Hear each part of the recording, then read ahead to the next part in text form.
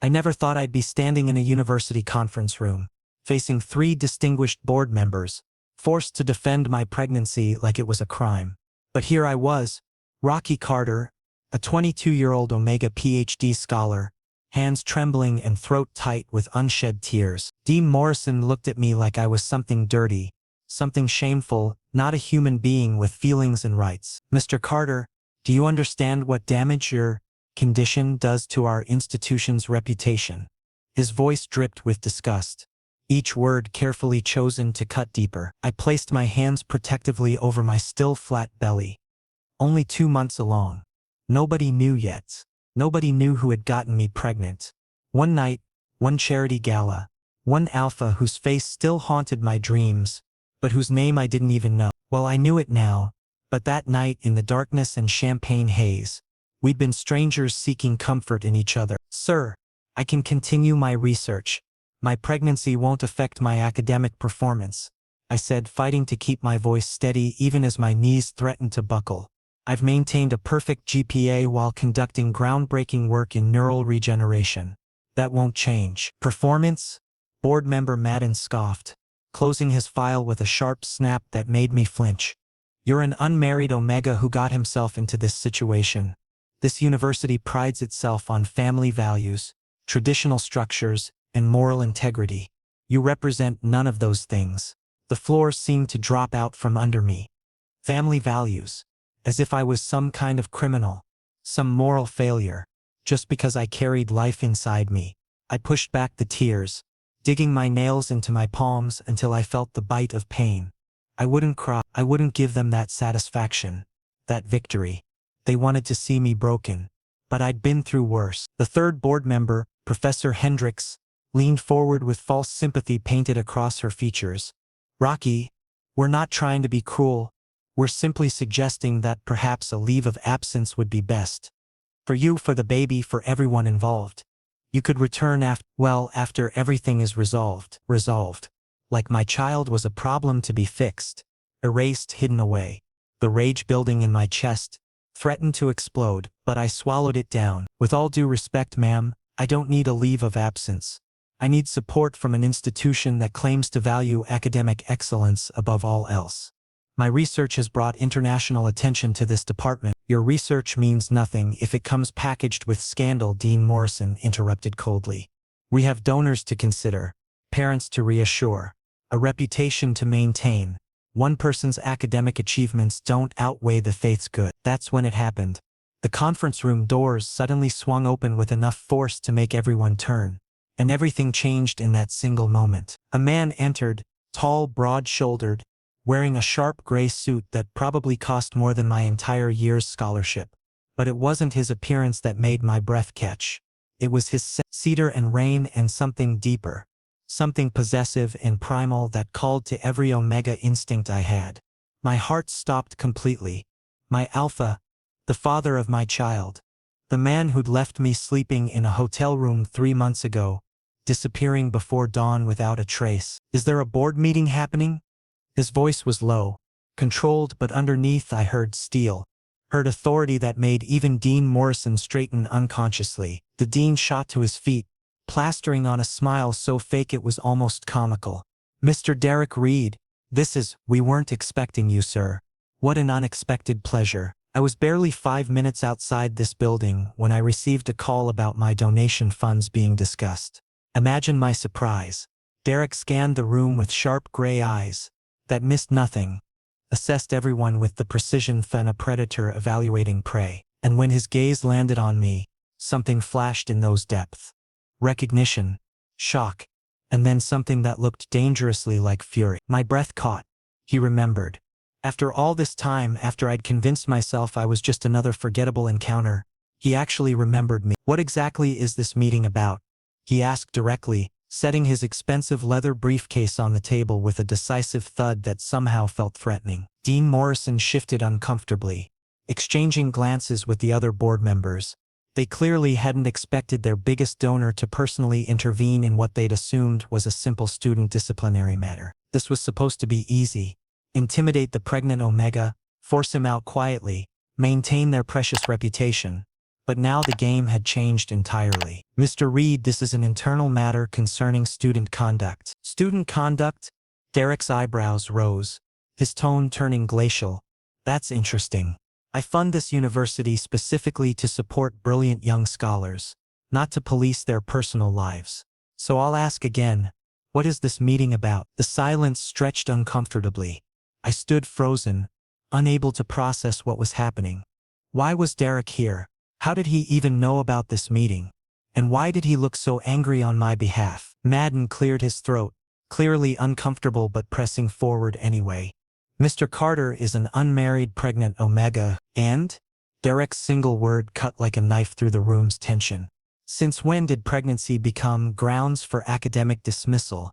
What century are we living in? Sir, you misunderstand. Dean Morrison tried to interject, sweat visible on his forehead now. No, I understand perfectly. Derek took a step forward, and I watched the entire board physically recoil from the alpha authority radiating off him in waves. You're attempting to expel one of your most promising researchers because you're more concerned about appearances than actual merit. Am I wrong? Nobody answered. The silence was damning. Derek reached for my file on the table, flipping it open and scanning the contents. Rocky Carter. Neural regeneration research that's been cited in multiple international journals. A paper that's currently under review for publication in Nature Neuroscience. Maintained a perfect 4.0 GPA while working 2 part-time jobs to support himself. This is the student you want to throw away. My heart hammered so hard I thought everyone could hear it. He knew my work. He'd actually read my research, knew the details of my academic career. This wasn't just some random intervention. He'd been paying Mr. Reed, we simply thought a temporary leave might be beneficial. Professor Hendricks attempted weakly. Then you thought wrong. Derek's voice dropped to something dangerous, something that made my Omega biology respond with a shiver I couldn't suppress. Let me make myself absolutely clear. I'm withdrawing my fend from this institution. All of it, effective immediately. The words landed like bombs. Dean Morrison's face went white. Madden dropped his pen. Professor Hendricks made a small gasping sound. $50 million.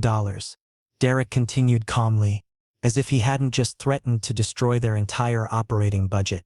That's what I donate annually to support research programs, scholarships and facilities. Money that apparently supports discrimination rather than education. He turned to me then, and those gray eyes pinned me in place. Mr. Carter, I need to speak with you privately. Now, please come with me. I stood there completely frozen as Derek Reed, the wealthiest alpha philanthropist in the entire city, positioned himself between me and the board members who'd been tearing me apart moments ago. His scent wrapped around me like a protective barrier, simultaneously threatening and comforting, and my Omega biology reacted in ways I desperately tried to control. Heat pooled low in my belly, and I could feel slick beginning to form, embarrassing and undeniable. I pressed my thighs together tightly, praying nobody would notice. Dean Morrison's voice came out strangled, panic replacing his earlier condescension. Mr. Reed, perhaps we're being hasty here. There's no need for such drastic measures. Drastic? Derek's laugh was cold enough to freeze water. You're punishing academic excellence because of biology, and I'm the one being drastic? Please enlighten me about your reasoning. The board members exchanged desperate looks. This wasn't how this was supposed to go. They'd planned to quietly eliminate a problem, maintain their pristine image, and move forward without consequences. They'd never anticipated their golden goose showing up to defend the very student they were trying to erase. Madden attempted damage control, shuffling through papers with shaking hands. We have policies in place regarding appropriate conduct. When a student's personal choices reflect poorly on institutional values. Stop talking. Derek's command was absolute, and Madden's mouth snapped shut instantly. Your policies are discriminatory and potentially illegal. I suggest you consult with your legal department before you finish that sentence. He moved closer to the table, and I watched 3 powerful people shrink back from him like children caught misbehaving. The power dynamics in the room had shifted so completely it was almost dizzying. Let me explain how this works, Derek said, his voice deceptively calm. My donations fund approximately 60% of your research programs. Without that money, you'll have to cut at least 40 faculty positions, eliminate 3 entire departments, and probably close your graduate program altogether. Your accreditation would be at risk within 2 academic years. Dean Morrison made a choking sound. Sir, we can discuss this reasonably. There's nothing to discuss. You made your choice when you decided to humiliate a brilliant scholar instead of supporting him. Derek pulled documents from his briefcase, spreading them across the conference table with deliberate precision. These are withdrawal notices. My legal team has been preparing them for months. Actually, just waiting for the right moment. Turns out today is that moment. My head spun trying to process this. Months? He'd been planning this for months. Professor Hendricks found her voice, though it trembled. Mr. Reed, surely we can reach some kind of compromise. If you'd just give us a chance to explain. Explain what? How you've been systematically pushing out anyone who doesn't fit your narrow definition of acceptable. How you've created a hostile environment for omegas, for anyone who dares to exist outside your comfortable boxes. Derek's eyes flashed dangerously. I've been watching this institution for a long time. This isn't an isolated incident. It's a pattern. He was right. I knew other Omega students who'd faced similar treatment, who'd quietly disappeared from the program after facing whispered accusations and judgmental stares. I'd just been naive enough to think my research would protect me, that excellence would shield me from bigotry. The withdrawal is temporary, Derek continued, gathering his documents. You have exactly 72 hours to issue a formal apology to Mr. Carter, reinstate him with full support for his research, and in new non-discrimination policies that my legal team will review. If you meet these conditions, we can discuss restoring partial funding. And if we don't? Madden asked, though his voice suggested he already knew the answer. Then I'll make sure every major donor in this city knows exactly why I pulled my support. I'll personally contact every foundation, every wealthy alumni, every corporation you depend on. By the time I'm finished, this university won't be able to fund a bake sale, let alone a research program. The threat hung in the air, absolute and terrifying. Dean Morrison looked like he might actually faint. Then Derek turned to me, and his expression shifted into something softer, something that made my breath catch for entirely different reasons. Those gray eyes held an intensity that went beyond anger at the board's treatment of me. There was something personal there, something that made my Omega instinct scream mate so loudly I could barely think. Mr. Carter, he said, his voice dropping to something almost gentle despite the command underlying it. I need to speak with you, privately. Right now. Will you come with me? It wasn't really a question, not with that alpha authority threading through every word, but somehow it also was. He was giving me a choice even as everything in his posture said he'd already decided we were leaving together. I managed a nod, not trusting my voice. My hands were shaking so badly I had to clasp them together. Derek held out his hand, and after a moment's hesitation I took it. His palm was warm, his grip firm but careful, and the moment our skin touched, I felt something click into place, like a puzzle piece finding its home. The mating bond, still incomplete but undeniably present, hummed between us. Don't make any decisions until you hear from my lawyers, Derek told the board without looking at them, his attention entirely focused on me now. And if I find out you've contacted Mr. Carter directly, attempted to intimidate him, or interfered with his work in any way, the withdrawal becomes permanent. Am I understood? 3 heads nodded in unison, all fight completely drained out of them. Derek kept hold of my hand as he led me toward the door, his body positioned protectively between me and the board members. Just before we exited, he paused and looked back. One more thing. Mr. Carter's research on neural regeneration is groundbreaking. It's going to revolutionize treatment for degenerative diseases and probably win major awards in the next few years. The fact that you were willing to throw that away because of personal prejudice tells me everything I need to know about your priorities. You should be ashamed. With that final statement, he guided me out of the conference room, leaving 3 stunned board members in our wake. The door closed behind us with a decisive click that felt like the ending of one chapter and the terrifying beginning of another. My life had just completely changed direction, and I had no idea where it was heading.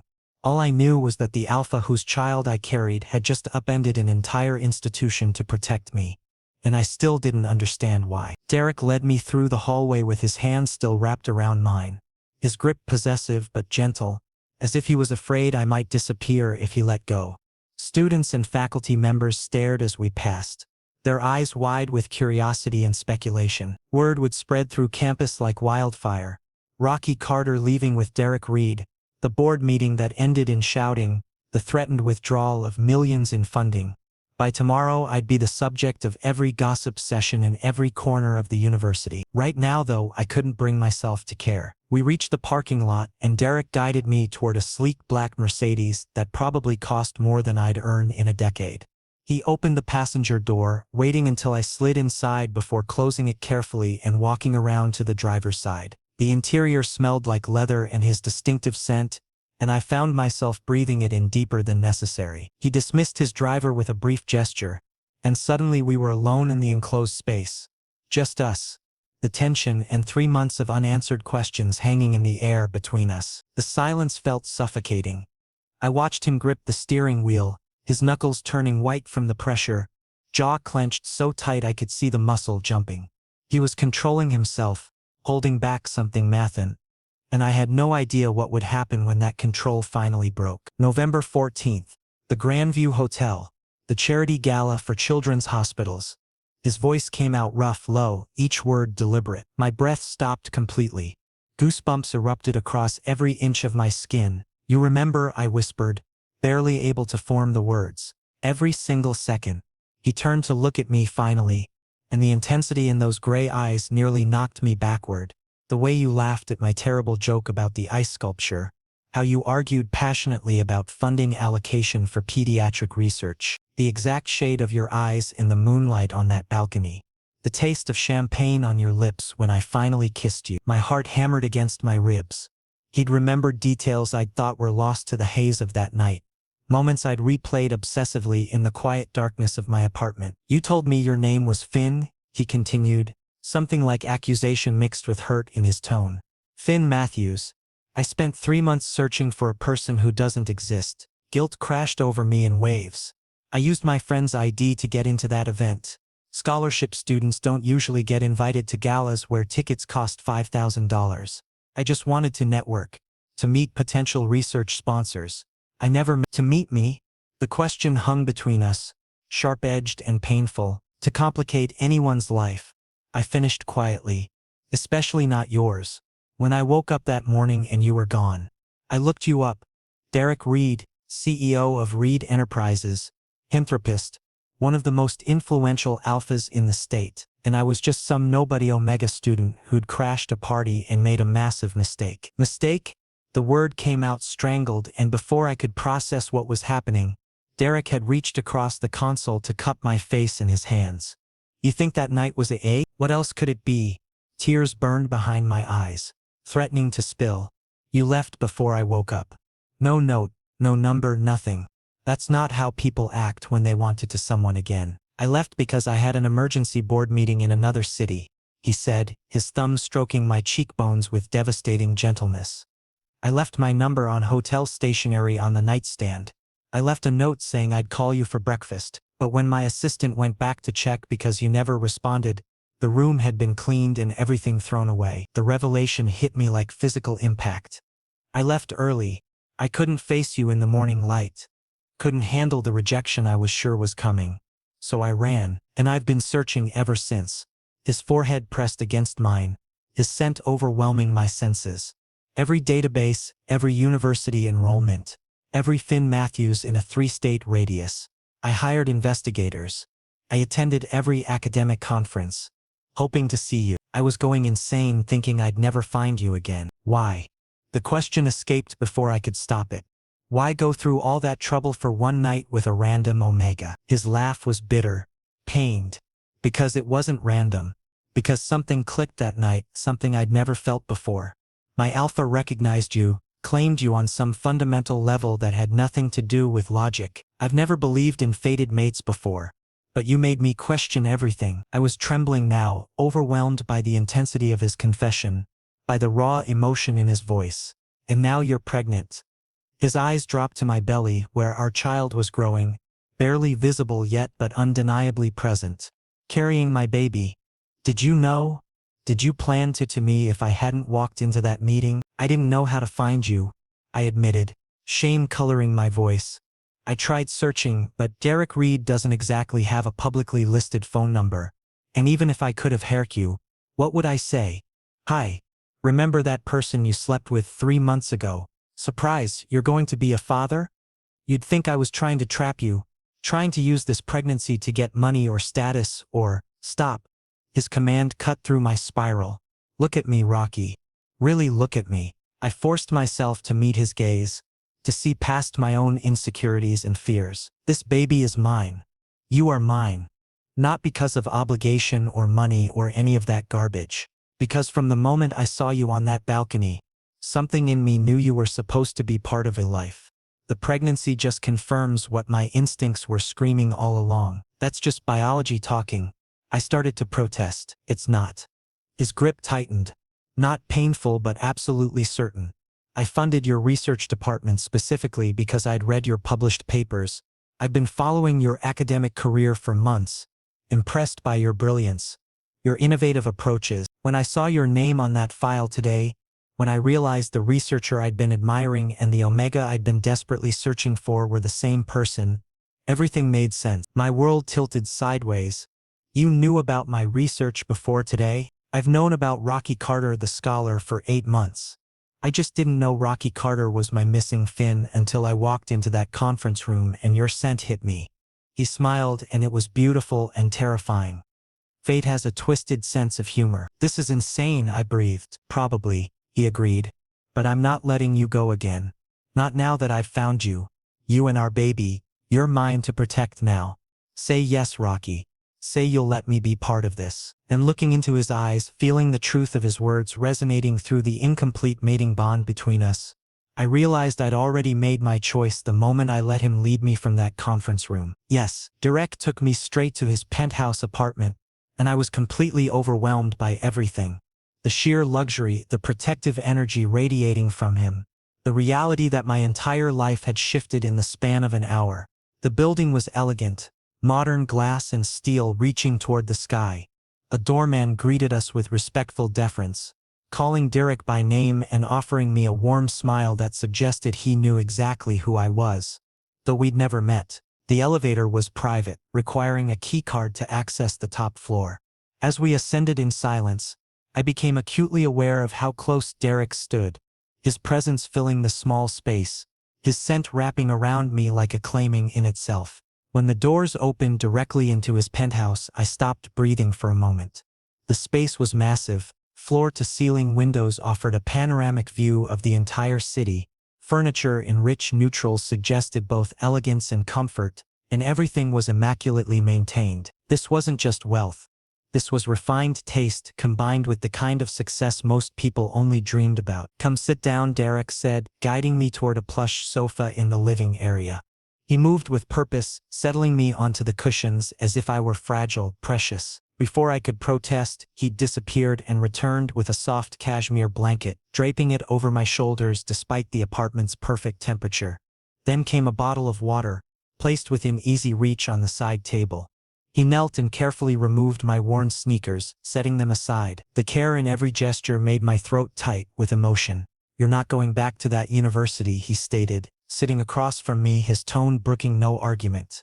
Not until I'm certain they'll treat you with the respect you deserve. Derek, my research equipment is there, my lab space, my samples, everything I've been working on for 2 years. I protested, already knowing it was futile but needing to try anyway. Can be relocated here. I'll have a private laboratory set up in one of the spare rooms. State-of-the-art equipment, whatever you need. You can continue your work from home, where you're safe, and I can make sure you're taking care of yourself and the baby. That word again. Safe.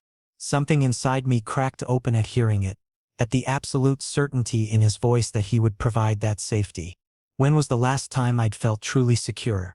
Years, maybe. Certainly not since discovering I was pregnant and facing the terrifying prospect of doing this alone. But reality crashed back in, bringing doubt with it. I can't be your charity project. We barely know each other beyond one night in a parking lot. Confession. You can't just rearrange your entire life for someone who's essentially a stranger. I want to know you, Derek interrupted, moving from the chair to kneel on the floor in front of me, taking my hands in his with a gentleness that contradicted his commanding presence. Rocky, Look at me. Look into my eyes. I did, reluctantly, and what I saw there stole whatever protest I'd been forming. Raw honesty. Vulnerability mixed with determination. Want that went deeper than physical attraction. That night wasn't chance, he said, his thumb stroking circles on the backs of my hands. When you touched my arm on that balcony, when your scent hit me and my entire body responded, when we talked until dawn about everything and nothing, that wasn't just biology. That was connection. Real, rare, undeniable connection.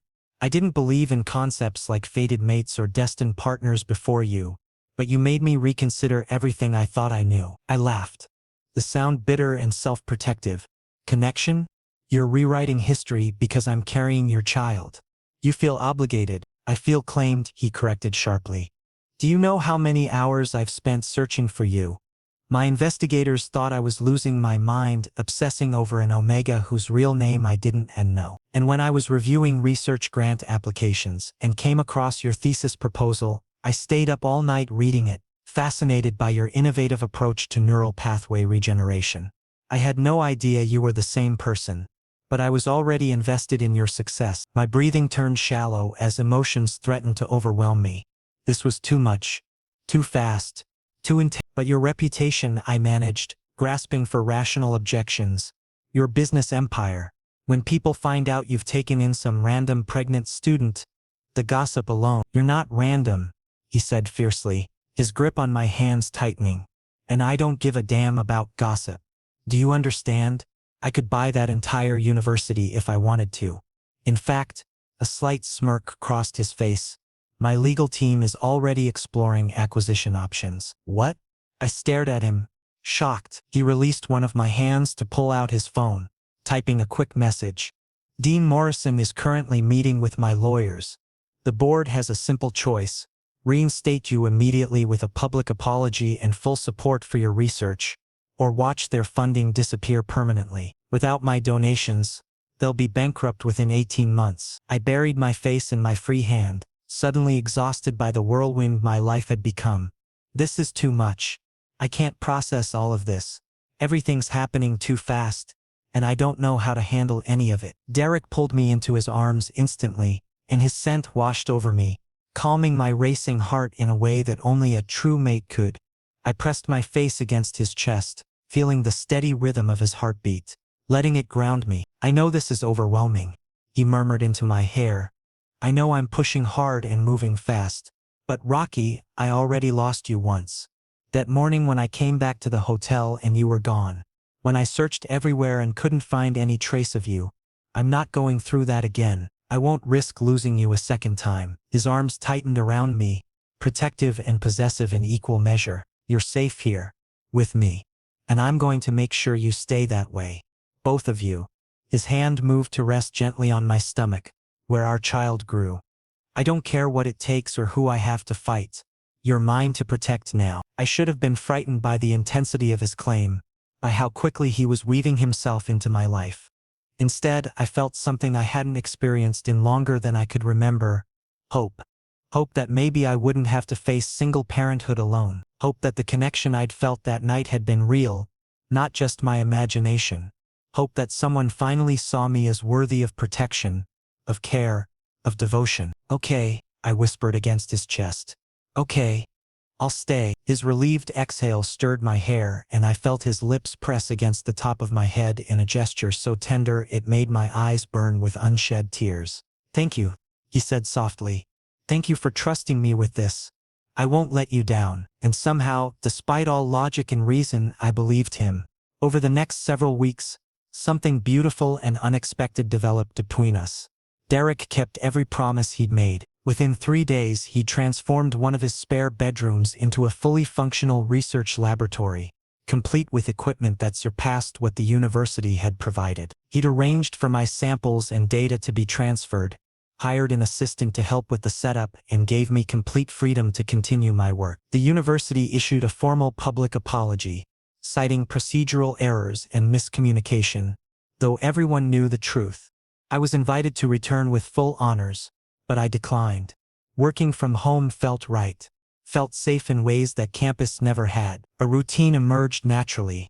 Derek would leave early for business meetings and conference calls, running his empire from downtown offices, but he always returned by lunchtime, every single day, without fail. He'd bring fresh food from whatever restaurant he'd discovered, insisting I needed proper nutrition, not the instant ramen I'd survived on for years. He'd sit with me while I ate, asking about my research progress, genuinely interested in the technical details that made most people's eyes glaze over. Evenings became my favorite time.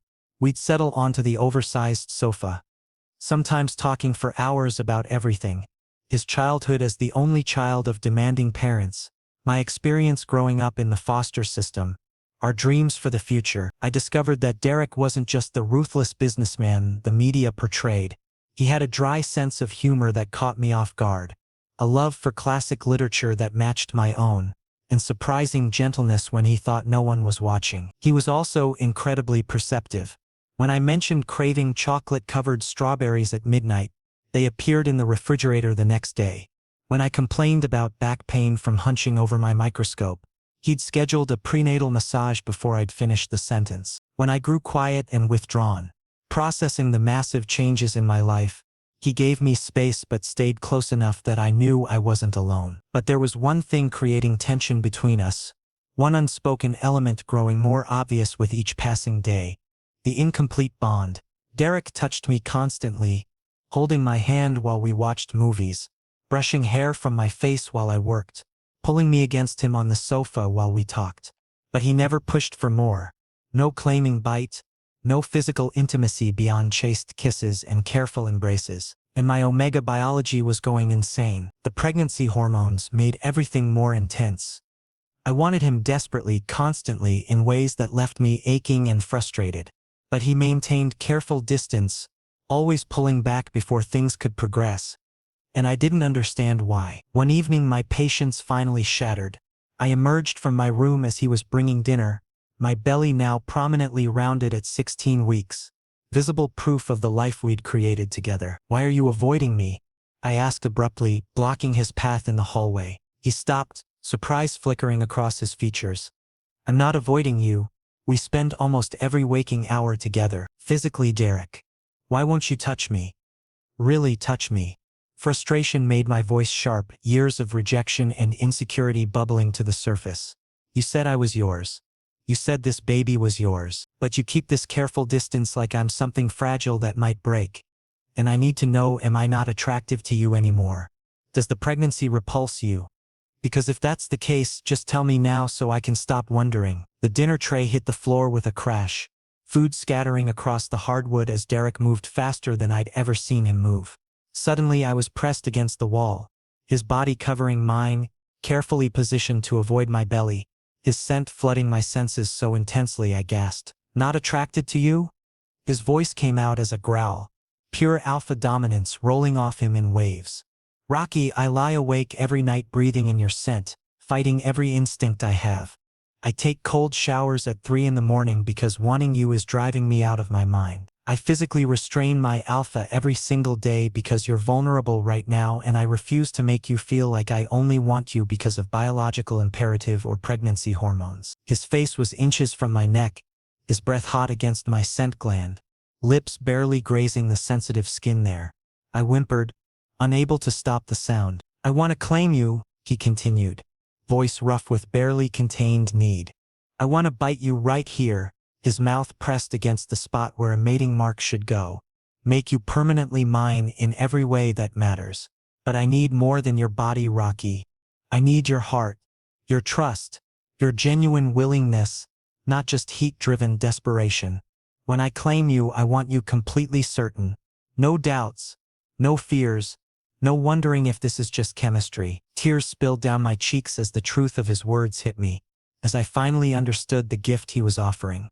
"You already have my heart," I whispered, my hands coming up to frame his face, forcing him to meet my eyes. "From that first night when you actually listened to my ideas instead of dismissing them.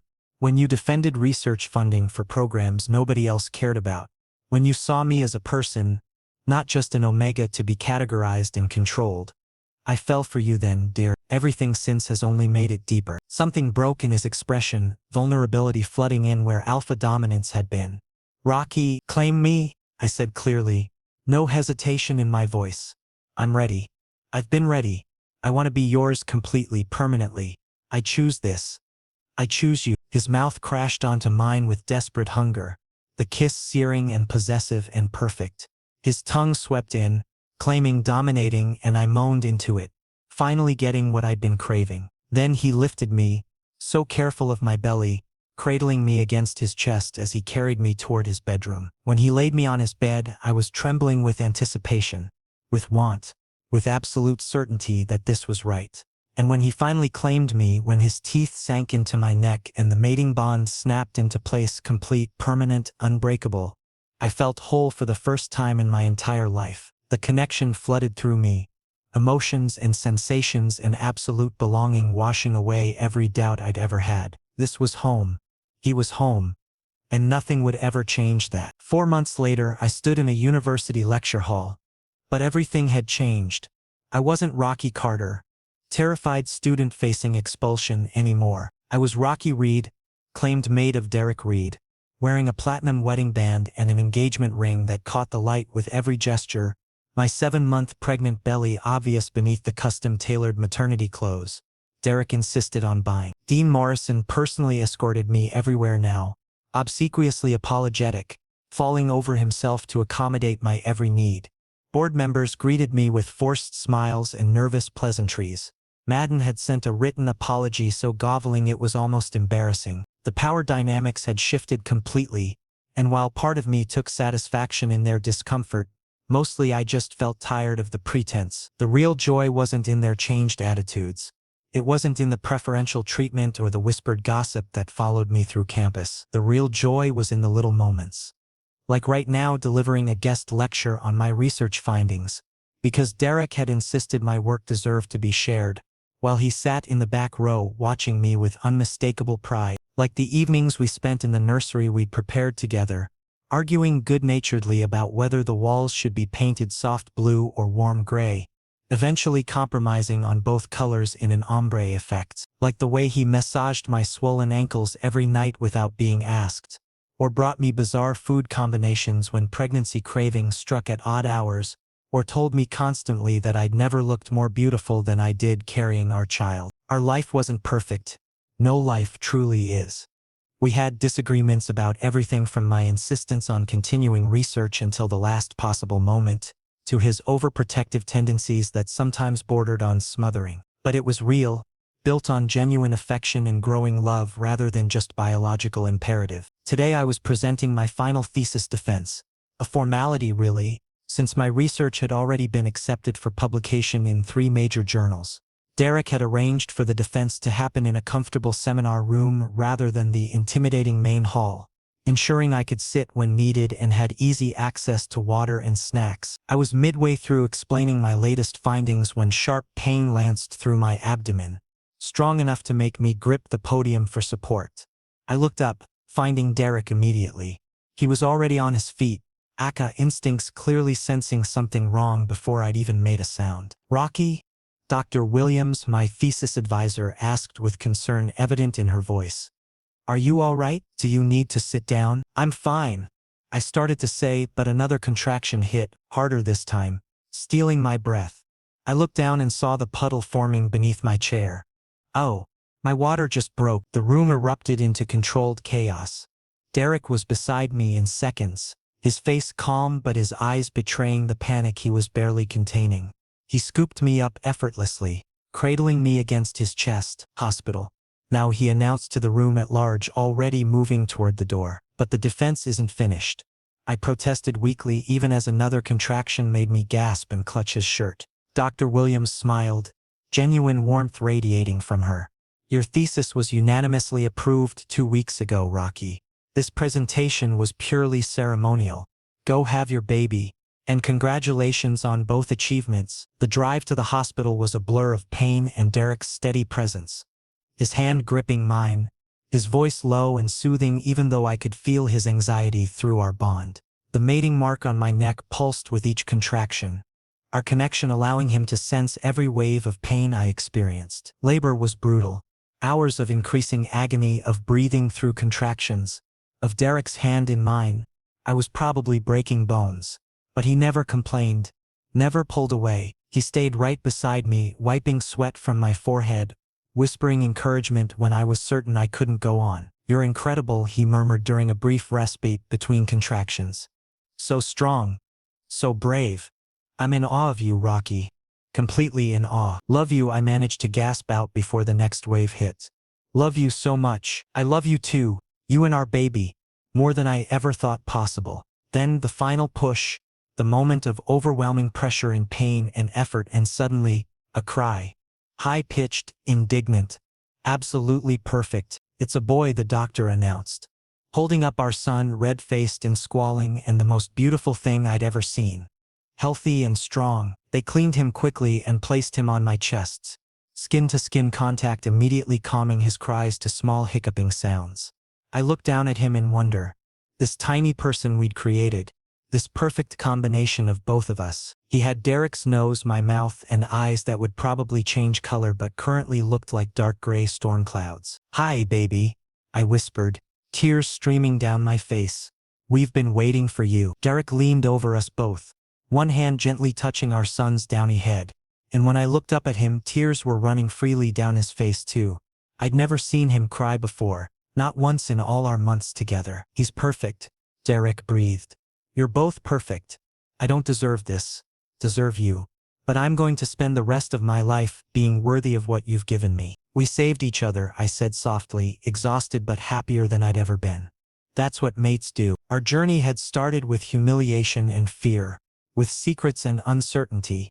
I'd stood alone in that conference room, terrified and pregnant and convinced my life was over. But then Derek had walked through those doors, and everything had changed. Now I had a family, a mate who cherished me, a child we'd created together, a future that stretched ahead bright with possibility. The university board's cruelty had inadvertently brought us together, had forced Derek to reveal himself and claim what was his. As I held our son close, feeling Derek's arms around us both, the mating bond warm and complete between us, I finally understood what home truly meant. Not a place, but the people you loved, the connections that sustained you, the knowledge that no matter what challenges came, you'd face them together. "Welcome to the world, little one," Derek murmured to our son.